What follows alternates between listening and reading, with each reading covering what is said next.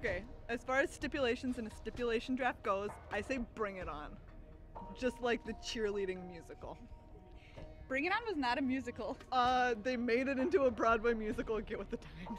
Hopefully I get like the non-creatures one, and I'll see what I can brew up with that. I've never done a stipulation draft before, so I'm incredibly worried about it. Excited for the stipulation draft. I would want something immersive, something based on lore, story in any way. Stipulations I'd like to get, definitely anything like band related or dad rock. Anything I can just squeeze dad rock into. I think the one that I would really want is just draft bears, because those are my draft decks anyway. So if I can just draft all the 2/2s for 2, like I feel like I'll be okay. Just give me a plot and let me build a story around it. I could do that. I'm just hoping I get a stipulation that's just like draft all the good cards. No matter what, we both agree that we're going to train wreck the legacy draft. Yes. So really, it was very nice of them to also make it the stipulation draft. Yeah, so because it will look like the stipulations are what made our decks terrible, And not just the fact and that not we just us. don't know Legacy Not Cube. just us. Oh, I'm not concerned. I think it's going to be loads of fun. Hi, welcome back to the booth. Oh, hello.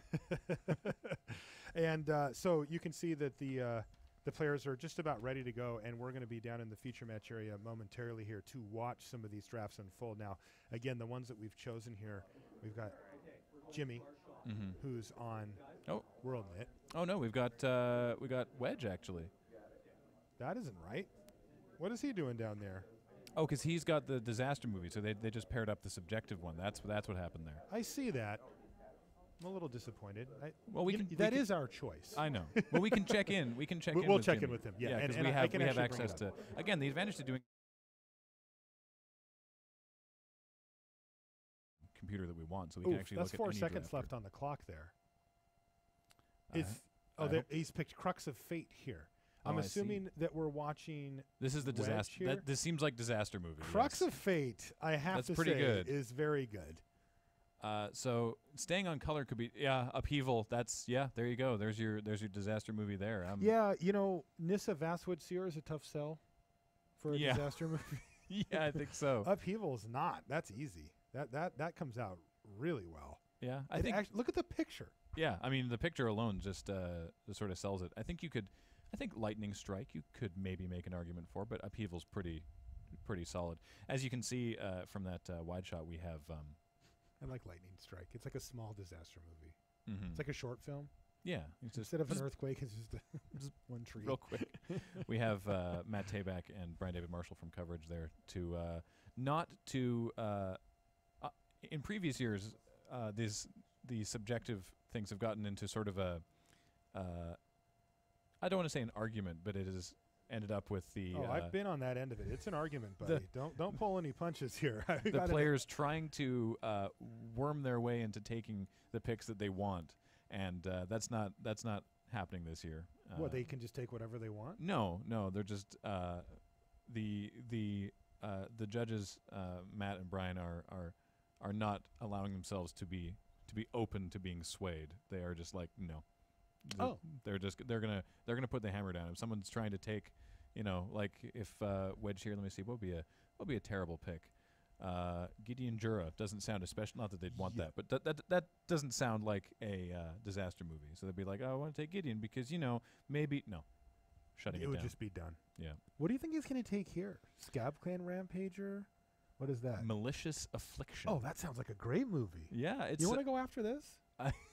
Yeah, I'll pay. I'm sounds great. You. Yeah. First in line. Yeah. Yeah. It's again sort of like Lightning Strike. It's more of a slow burn as far as disaster movies go. It's more of like a personal injury movie. Yeah. But I think that's okay. Yeah. How's are we able to jump to Rob Schuster's side of things and see the other half of the subjective one? Which is that's the romantic comedy. The romantic comedy one. I do not envy. I have no idea how you even do that. By the way, Shallow Grave. Wedge has to pick Shallow Grave. That's a horror movie right there. Or Badlands, actually. Badlands. Or Recurring Nightmare. Wow, there's actually a lot of options. So we see that he's sitting right next to him here. He just passed him that. So this is look at this, by the way. Show and Tell. I could see that as a rom-com. Show and Tell. Did he already? He's pick already a sh- picked Show and Tell. That's he's, a great rom-com name. he's already picked Show and Tell, Sylvan Library, Oh my God, there's and a Man-O-War. Eternal Witness. So there is a Man-O-War. No, that's a tough sell. That's your favorite card. It but is. I don't think that works as a rom-com. I could be wrong. What about Stroke of Genius? Is I don't. is that the kind of movie that we want? I don't think that's. All right. We got to ask. Boros Charm I think. has the word charm in it. I think Karmic Guide is actually the best pick in this. Wow, pack. he took Man-O-War. Oh, I don't know about that. I mean, think- I obviously support it, like for political reasons. Yeah. But no way, that's a good. I wouldn't go see that rom-com. No. This one's great. The rom-com one is really good. No, come on, Sundering Titan. No, it's got to be maybe Explore. That could be like kind of a yeah, eccentric, kind of a. yeah. I could Who see knows? that. I could. Where does your life go? Yavimaya Elder is a. Come on, It's like Rob. something Dame Judi Dench would be in, maybe. I don't think that's quite what we're looking for, Rob, don't think about it. but I think it's Explore. I think it's definitely Explore, but Look, if you invited me to go watch a rom-com with you, first I would say yes. yeah. Well, I And appreciate two, it. if you said we're gonna go see Explore, I'd be like, all right. Yeah, all And right. if you said we're gonna go see Yavimaya Elder, I'd be like, oh, had plans that weekend. Wow. Let him get Rob away has with it. just gone off the rails here. Oh no, Opposition sounds like a bad romantic comedy. he's gonna pick Fertile Ground, isn't he? Opposition might not be bad, actually. Opposition might not be bad. Fertile Ground actually works. Yeah, they just went with. He hasn't picked. Oh, he hasn't picked it yet. Underground yeah. River. Okay, right? they saw the line. Fertile Ground's definitely a romantic comedy. Mm-hmm. Isn't it romantic? Isn't I like it that. romantic I like that. indeed? How's are we able to sort of jump back and forth pretty freely to see how Wedge is doing? All right, let's see how the disaster movies are shaping up. Banefire. Oh, Brainfire's fantastic. So he did end up with Recurring Nightmare as well, like we figured. Inox Survivalist. That's great. Right? It's like post-apocalyptic. Oh yeah, he's the last surviving Inoc. Yeah. Yeah, Last of the Inoc. There's a Skull Crack. I'm not buying that. Profane Command. This is looking like a much more scattershot deck. Profane Command is. As something that's more like a horror movie, sort of like The Omen. Yeah, right. Yeah.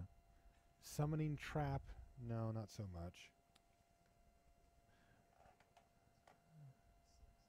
I wonder what he's going to go with here. I think, yeah, I feel like Profane Command could work, or Carrion Feeder. I'm not sure. It's a tough choice. Profane Command is very metal, as someone in the chat points out. Oh, he got the perfect. He got Armageddon. He got Armageddon. It's the perfect choice. Wow. Fantastic. How does run so well? Is my only question.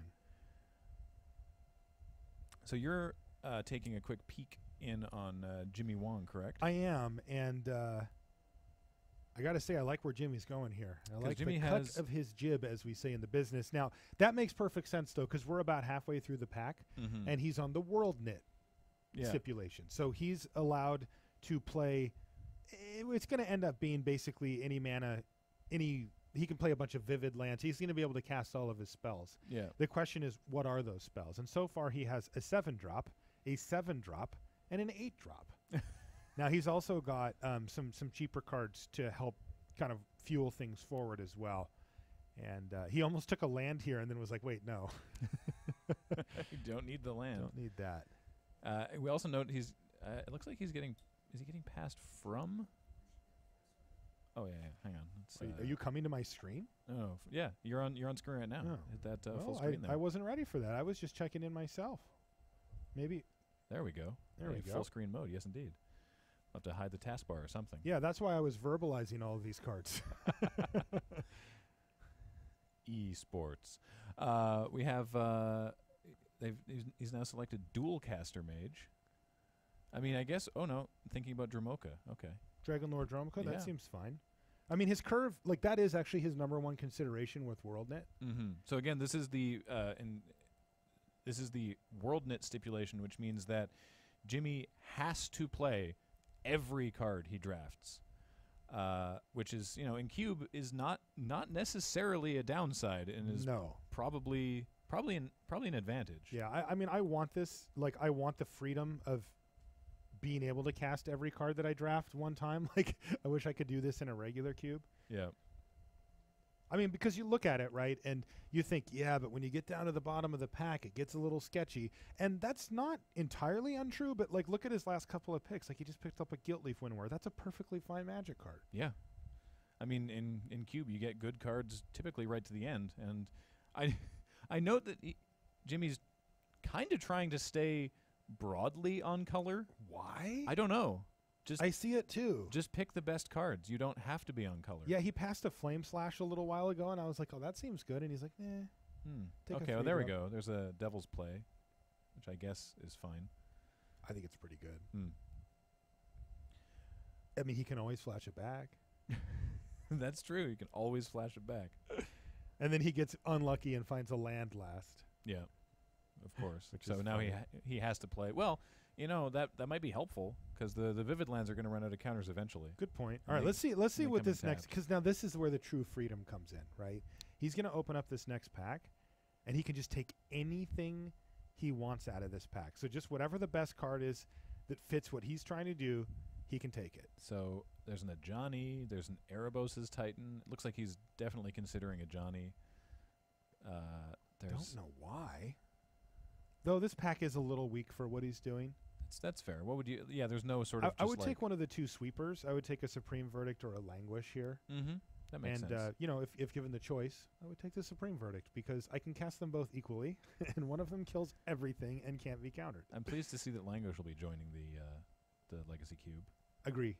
I think it's a good include. Yeah, it looks like he's decided to go with the Supreme Verdict. I like it, Jimmy. I like what you're doing here, sir. Should we pop back to the feature match and see how the disaster movies are going? And that might give you an opportunity to check in with someone else. I'd be curious actually to see one of the people who Parallax Wave. That's a heck of a movie. I'd watch that one. I'd be curious to see yes. how one of the people who went AFK, how their picks look so far. Yoel or Melissa. Right, because they just got to sit there and watch the picks and go just by, watch right? it all happen.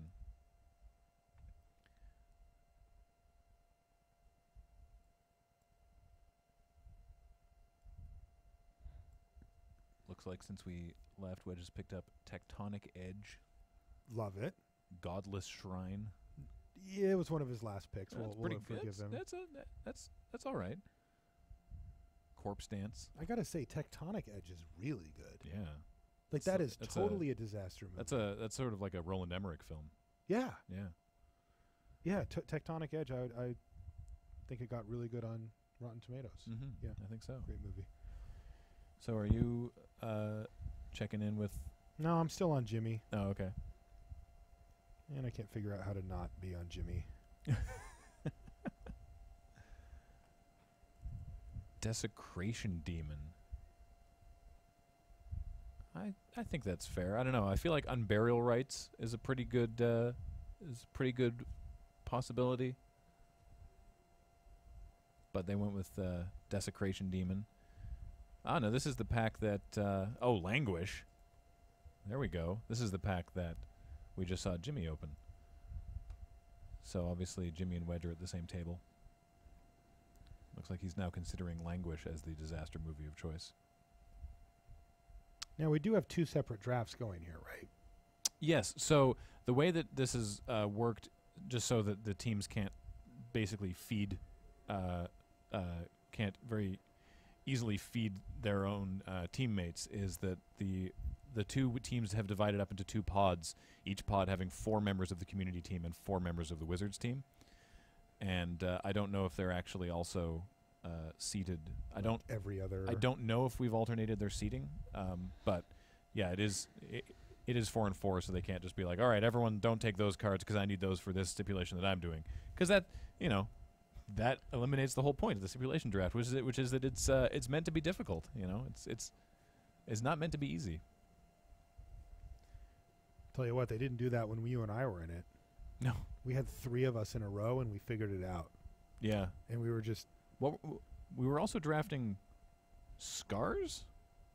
Scars of Mirrodin, I think? Yeah. So now he's looking at Phyrexian Obliterator, which... Yes. Yeah. Is that or Burst Lightning? Which, again, is another one of which those... is another mini... Very, very short movie event. I like Phyrexian Obliterator here. Mm-hmm. To see it crawling out of the ground. Obliterator works, sure, exactly. Should we look and see what Rob's up to? I'm a little scared to go. I'm over a little there. afraid to, but yeah, let's hop over and see how the Yeah. how the rom-coms are shaping up on Rob's side. He did end up with a southern Misty Rainforest. Misty is Rainforest. pretty Oh, yes, getting caught in the misty rain. It has to be Misty Rainforest. Sower of Temptation. I would accept an argument for Oh. Sower of Temptation, but I think it's got to be Misty Rainforest because they get caught in the misty rain. I think that's very strong. I like Sower of Temptation a little better. How did he end up with Delver of Secrets? Hopefully it was a late pick, otherwise. I don't want to think about. Now, the thing, you know when somebody's not respecting your... Look at his deck. It's just very blue on, and green. It's very on color. I mean, maybe blue and green just tend to lend themselves to the rom-com names. That's probably possible. correct. Like, yeah. Into the Royal, I'm okay with that. I like that. It sounds like a dramatic rom-com, Yeah. but whatever. Future Sight, sure. Rampaging Baloths, I think, might have been a late pick. Yeah, and now he's immediately gone for Kiora the Crashing Wave, which, no, right? Well, given the options here, so I think you're right. Like the red cards typically sound too angry. Yes. And the black cards sound too look scary. Like this one, I would say Volcanic Island is the pick here. Because if you told me we're going to go watch a rom-com, it's called Volcanic Island. It's like, okay, they're stuck on an island or it's a thing. But I would not probably go watch Kiora, the Crashing Wave with you. Probably not. But interestingly, it's in blue-green, and he seems to be picking it here. Curious. I wonder if we can take points away. Unfortunately, no. That's not how that works. No, is that it? is for the Iron Root Chef event. Oh.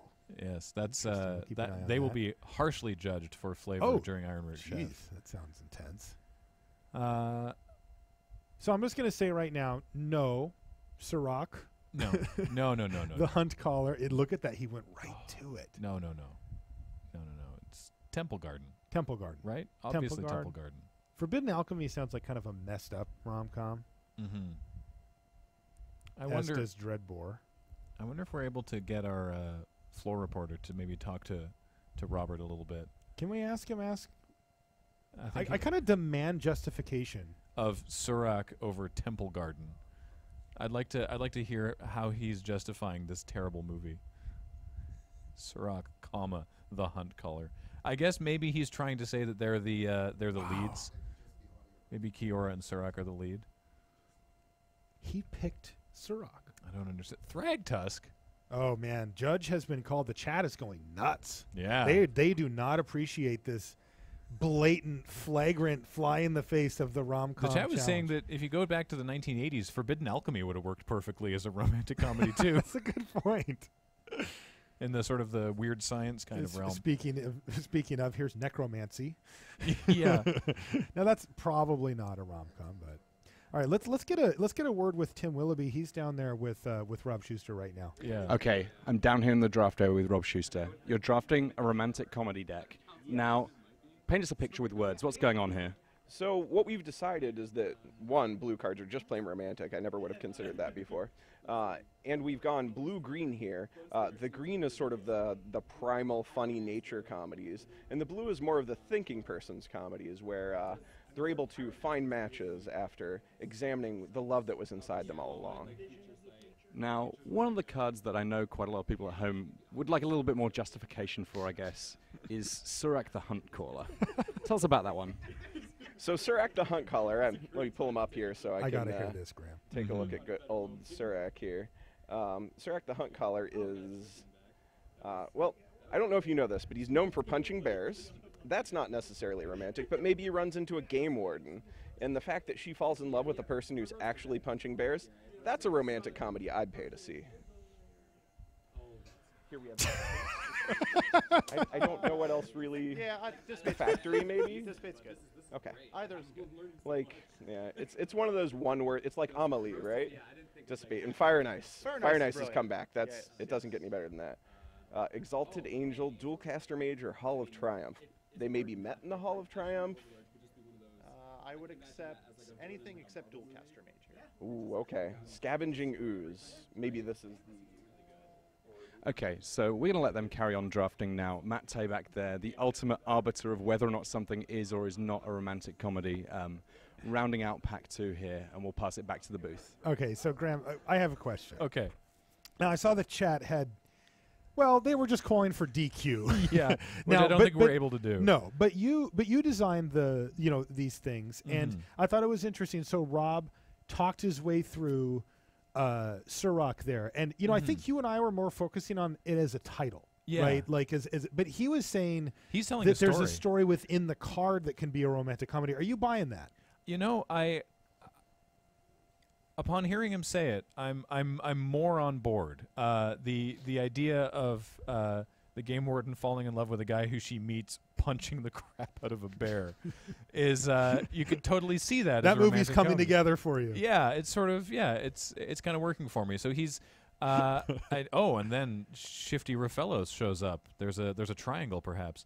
I'm with his cool jacket. Yeah, I'm understanding more the sort of the direction that he's going.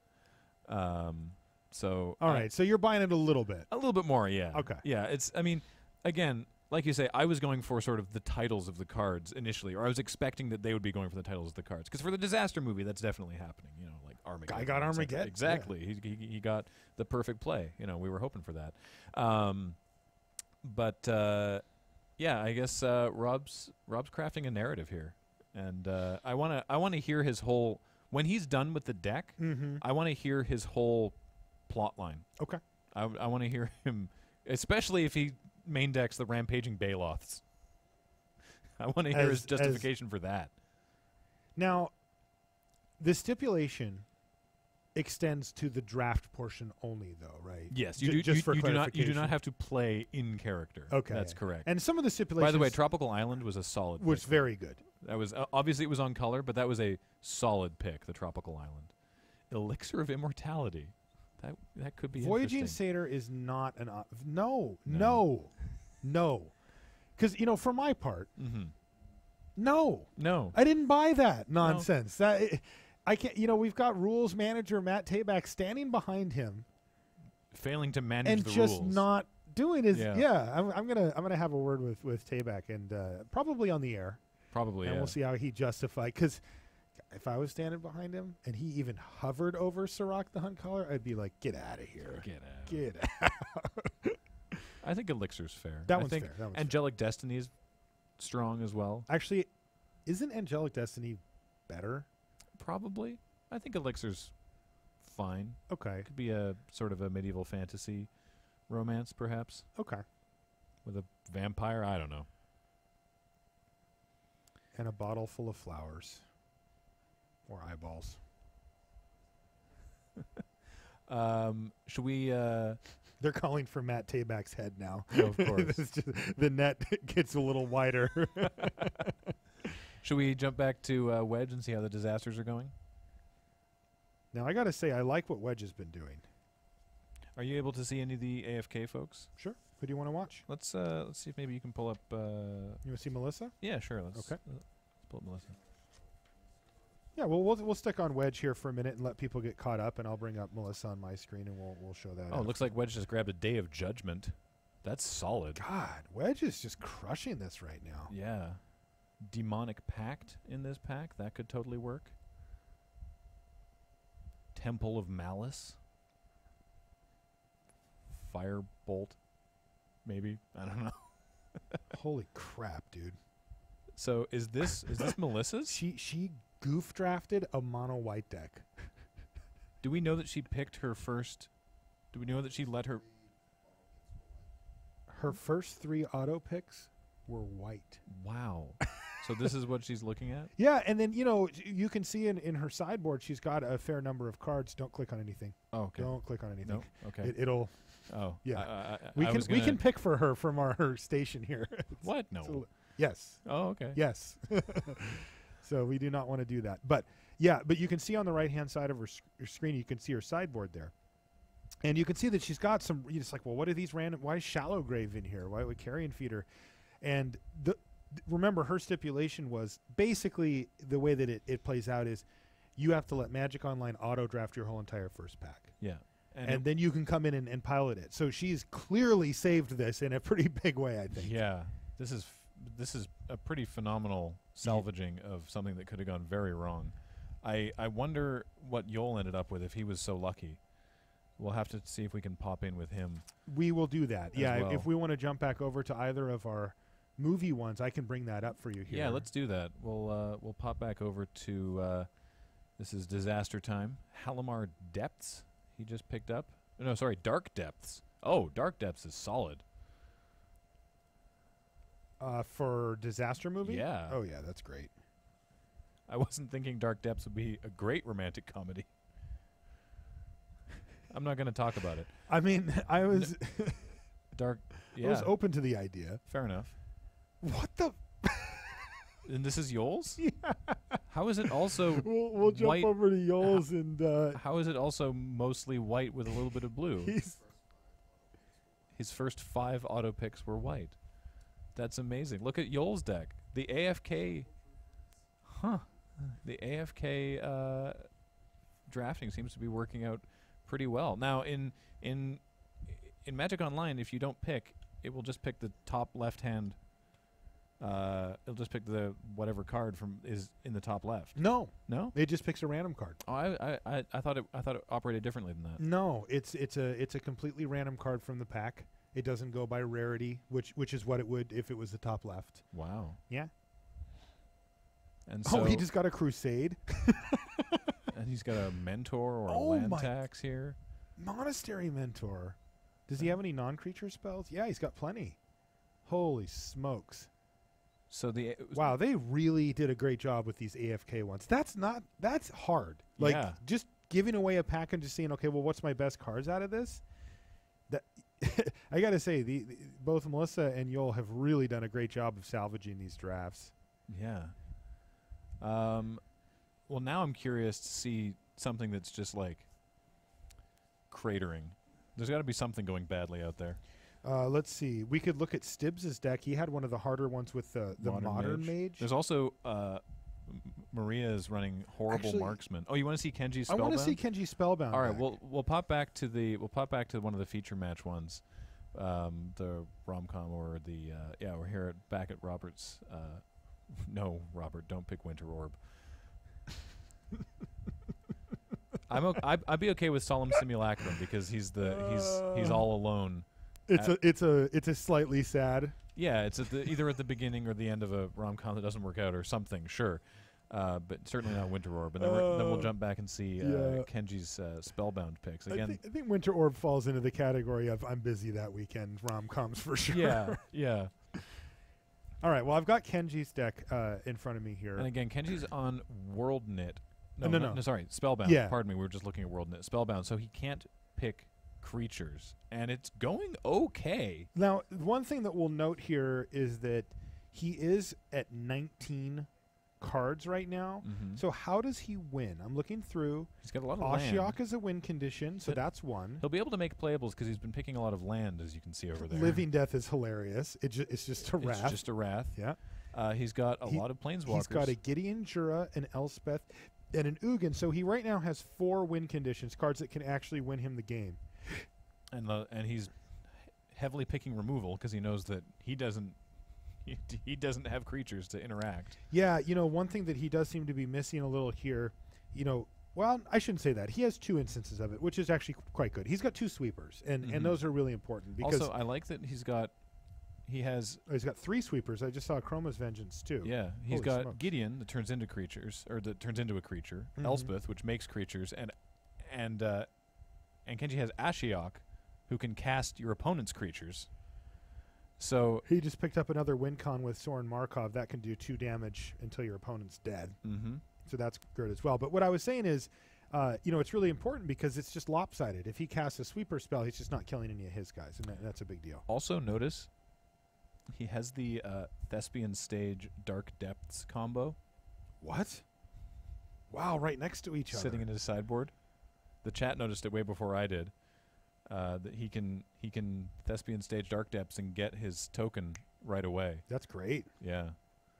So this is coming together pretty well. Yeah, this is Kenji deciding if he wants to take the Mind Stone or the Murderous Cut. He figures, I've got enough removal. The Mind Stone's really good in his deck. Mm-hmm. Oh, Mutavault. Mutavault. That's a good pickup too. We were. He did good. Yeah, we weren't sure how Kenji would do, considering how much he likes to beat down, having the creatureless deck. But it's gone fairly I'm going to admit I'm a little jealous. Yeah, this is a sweet deck. I'm surprised. Wow, that's a nice pickup too. He gets an Underground Sea, 3rd to last. Man, if he could splash that Assemble the Legion, it would be a great win condition too. It really would. I don't think he has the land to back that up. I don't know if you're right. Well, so he's got a City of Brass. Yeah. Dark Depths and Thespian Stage, a little awkward there. The only red he has is from City of Brass. Yeah. So I don't think he can Yeah. do Assemble the Legion. But I don't think he needs it. I mean, look at the rest of the deck. I think you're probably right about that too. If he can live long enough to get some of those walkers down, and he certainly has the Wraths to do it, so. Wow, he's got 23 cards here too. Just made it in the nick of time.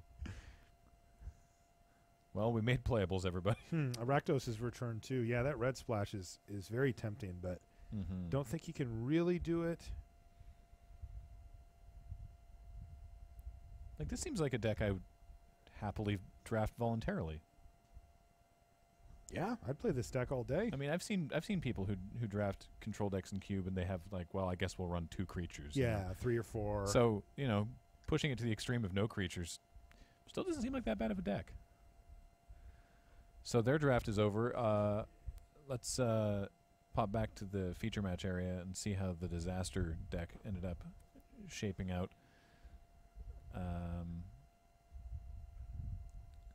That is all the cards. Terastodon. Oh, that's solid. That's a sweet movie. So it looks like Wedge is deck building by putting everything in the main deck and then making cuts. And looks like he ended up with some pretty solid stuff. Who else are you thinking we should pop in? Well, I kind of want to see what Gabe, the doc, is up to. He's on the odds or evens. Yeah. What was that stipulation again? So you can change this as you're going through the draft, but your deck can only have cards with odd CMC or cards with even CMC. And you can pick after the draft has been finished. Yeah, so you can pick an odd card and you can pick another odd card, and then you can, and I know this is a weird thing to say, you can discover that even is open. And you can jump. That is a weird thing to say. And we're looking at we have Doc's screen up here, and looks like he's gone with evens. And what we're going to do is we're actually going to get a chance to chat with Doc. Oh, that's good. He'll have to cut that Jackal Pup, but he's got this that 2-4-6 curve. And as we know from recent printings, 0 is even. Is an even number. So Ancestral Vision and Everflowing Chalice those count. Totally fine. Love those. Yeah, we've sent Tim over there to have a chat with Gabe about how it went. To have a chat with him. But for now, this looks all right. It's not bad. I mean, again, the I curve is suppose awkward. It's obvious, but the curve's a little weird. Do you think it's better to go 2-4-6? Why is that Jackal Pup in there too? I don't know. I assume he's got 29 in the main right now. I assume he's off helping someone else. But do you think it's better to go 2-4-6 or 1-3-5-7 in Cube? I would assume that 1-3-5-7's better. Mm-hmm. I heard the players talking about it at the table when they were being given the stipulation, and one of the things I really liked, I think it was Joel Larson who said, you can take like an elf play it on turn 1 and then play a 3 on turn 2. That's true. Where it's kind of what that deck wants to do anyway. Right. Where 2 drops are are a little bit more minimized. So I kind of like that idea. That said, I think you're right. I think he's come up with some pretty nice set of spells here. A lot of blue cards. I love seeing that in the cube. He's effectively mono blue. He's got an Elspeth. He's got a Dragonlord Silumgar there and a Ral Zarek that he's looking at, maybe testing the waters on with a Blood Crypt, a Drowned Catacomb, a Scalding Tarn, and a Sulphur Fall. So, he's got some options here on if he wants to take it a little bit different direction here or there. But overall, it looks pretty good. Do we have the camera with Doc? No, not yet. Not All yet. right. That's fine. What's he had? Oh, we do. All right. We're about to throw it down there to see what Doc managed to make of this draft. Odds may not have been open. It's true. All right, there they are. I'm here on the floor with Gabriele now. Gabe, you were on the odds or evens plan, and before the draft even started, you had a couple of options that you were looking at as fairly clear draft strategies for this, right? Yeah, that's right. We knew that I was either going to do green ramp with 1s for dorks and then later fatties, or I was going to do a blue control deck with counters on 2 and tempo and then walkers later. Now, as it turns out, you've gone with the counters and the walkers. If there was one thing that you really wanted to open in this entire draft, what was it? Jace the Mind Sculptor. And how did that go? It went well. I think I opened it in pack 3, so last possible moment to get it done, and that was my pack 3 pick 1. And of course, Jace the Mind Sculptor, a very powerful card, not necessarily one you could reasonably expect to get past. But one of the weird things about this draft format, 3 of the other people in the draft are your teammates, and I saw pretty early on, it looked like you guys figured out where people were sat, and there's a little bit of communication sort of going, can you not pick that and pass that on? How important was that in the overall draft for you guys, do you think? Very. That was one of the reasons that we figured out where I needed to go early, because Jimmy was passing to me in packs 1 and 3, and so we knew that he was going to be 5-color green because he was the World Knit archetype, and he had to play everything. So when he was taking the dorks, he would be passing me the blue cards, and so I would say, can you ship me Foff or can you ship me whatever, and that would be what he would do. So that was really helpful. Sneaky plays here from the community team, using every part of the Buffalo to get all of their decks as good as they possibly can. World Knit decks, obviously your deck with the odds and evens. Spoiler alert, it's evens. And it's going to be interesting to see how that matches up. I mean, did you get a sense of if there are going to be any clear archetypes that the other team are going to be doing too? Like, do some of the different stipulations just naturally create particular decks? Yeah, we were hoping that things would go poorly for their AFK drafter, and hopefully they didn't go quite as well as they did for Yol, but the archetypes we thought would be sort of close to set, and hopefully that'll be to our advantage. Awesome. Well, thank you, Doc. We're going to be up with our feature matches very, very soon. Deck construction just finishing here. We'll hand it back to the booth.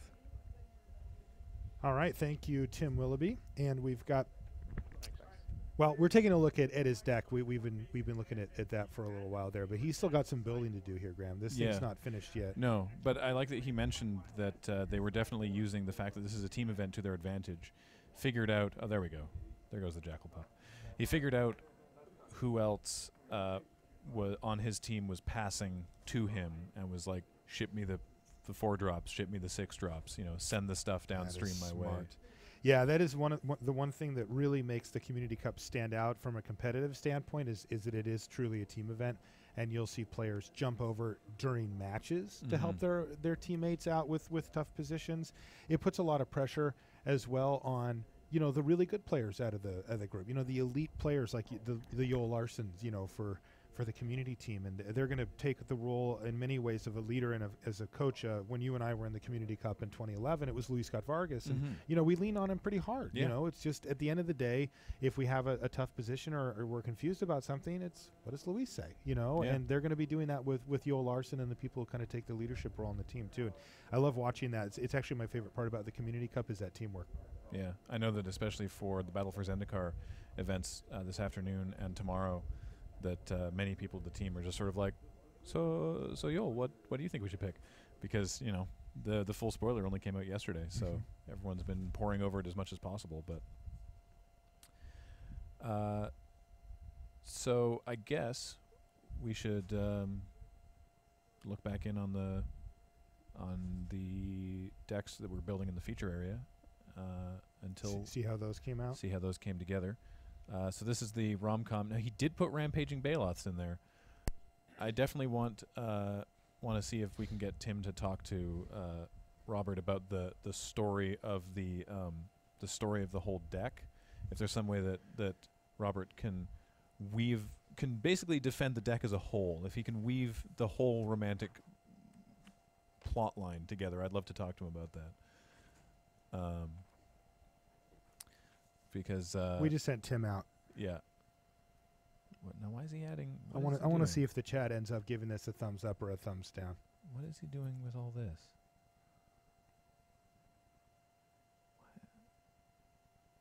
What? Oh, they're adding basic lands in Oh, right, case of they want to course. change them. Right, after. right.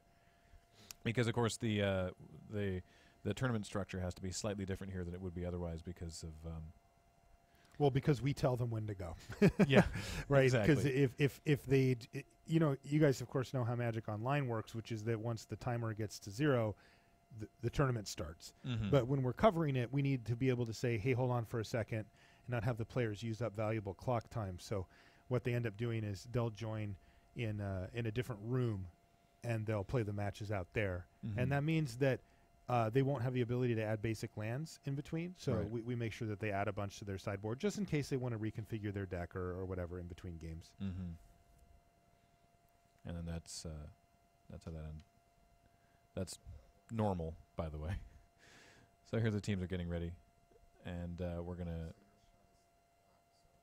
grab Rob in a moment when we have the opportunity to. We've sent floor reporter Tim Willoughby down there. Hard-hitting floor reporter. Tim Hard-hitting Willoughby. floor reporter He will Tim not pull Willoughby. punches. Indeed. Actually, he probably will. He's like super nice. He's a real nice guy. Yeah. I see Ryan Spain. I secretly root for him. There's Sam Stodd and You- Melissa DeTora. They Ryan work specifically, together. but not the Wizards team as a whole. That's right, and it's secret. So don't. Yeah. Just try not to tell anybody. Yeah, if you don't. everybody keep that on the DL if possible.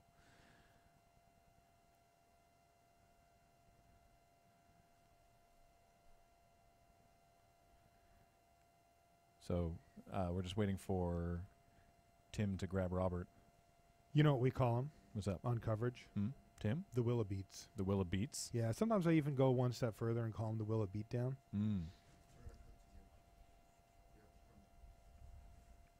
We're gonna bring it back to the booth temporarily, just while we get the floor interview set up there. Hi. Welcome back. Welcome back.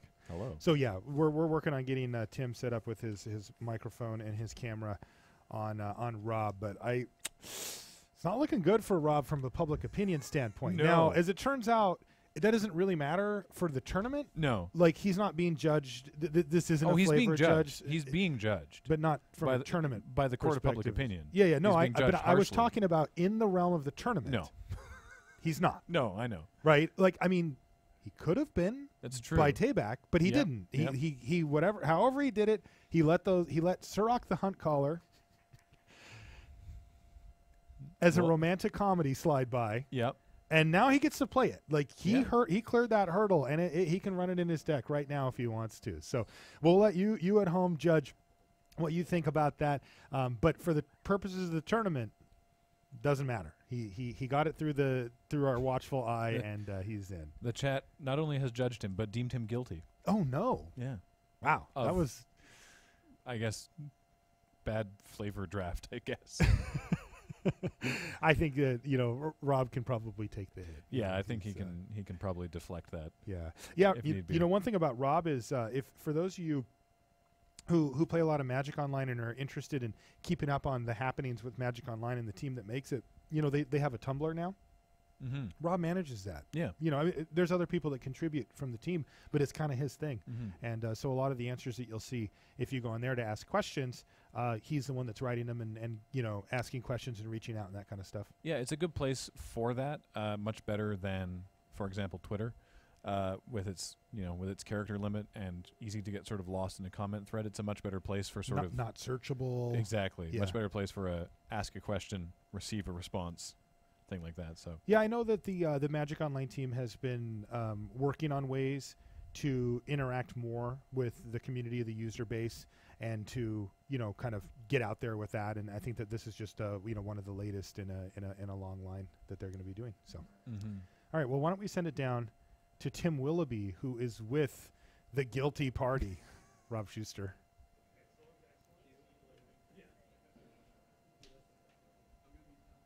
And I'm down here on the floor with Robert Schuster. Now, you are drafting a romantic comedy of a deck. Yeah, so what I was looking for is cards that represent the title of a romantic comedy. So we had some cards like Soar of Temptation, right? Or Tropical Island. They're crash landed, they find love, there's coconuts and monkeys. It's pretty funny. Now, a lot of the guys at home got to see much of your draft. They got to see many of your picks. And I think that a lot of them had a huge amount of flavor and sort of show and tell. It sounds like a sort of a nice, sort of fun romantic comedy. Some of the green picks, I think some of the folks at home felt were perhaps a little bit more of a stretch. Can you speak to us about a few of them? Yeah, that's fine. Like, I think Surak the Hunt Caller doesn't sound like the best name for a romantic comedy, but in talking with my flavor judge, he told me there are characters in the romantic comedy, so I needed to find some people to sort of front the movie poster, right? You can't have as good as it gets without Jack Nicholson, is what I'm saying. And then something like Thragtusk. Tell us about that one. So the story of Thragtusk is actually a romance. It's a beast trying to find his mate. So imagine an animated comedy like Over the Hedge, where or Shrek, where they're trying to find the person that's right for them. And it's sort of these two ships passing in the night story. One of them leaves, the other one shows up. You eternal witness back the other one, and then the cycle just repeats. What's not funny about that? The circle of life. That's fair. That's fair. Now, the Wizard of the Coast team had romantic comedies. The community team had disaster movies. Yeah. Who do you think had the theme that's going to make for the better deck? So what we actually found was funny. Wedge and I were chatting just a bit ago. He had the disaster movies. Like some of them sound like both. Crux of Fate could be a disaster movie, could be a romantic comedy. You don't really know until you sit in the seat. But it definitely sounds like Wedge probably has a bunch of removal. So I fear for his opponents, and I'll be warning the Wizards team about him. I feel like my deck is decent, but there were definitely a lot of spots where I couldn't pick the card that was optimal to go into my strategy of making a bunch of mana and living. So instead, I'm going to have to try and beat people down with Den Mother. So, well, best of luck to you in that. We're going to head back to the feature area now for the commentary for this round. The round's just about to start. Best of luck in this first round of the Community Cup. So that wasn't bad. It wasn't. Coconuts and monkeys kind of had me. Solid defense. Some members of the chat room were sold by that. Okay. You know, some members of the community were like, all right, okay, I'm with you, Rob. Others took the hard line. Yeah. Now I do want you to ask. I do want you to grill Tabak when he's in here, because you heard Rob there and he said, you know, my flavor judge told me that romantic comedies have characters in them, and that was part of his defense for Surak. So look, I'm not going to blame Rob here. No, I know. I know who I'm going to blame. We'll get to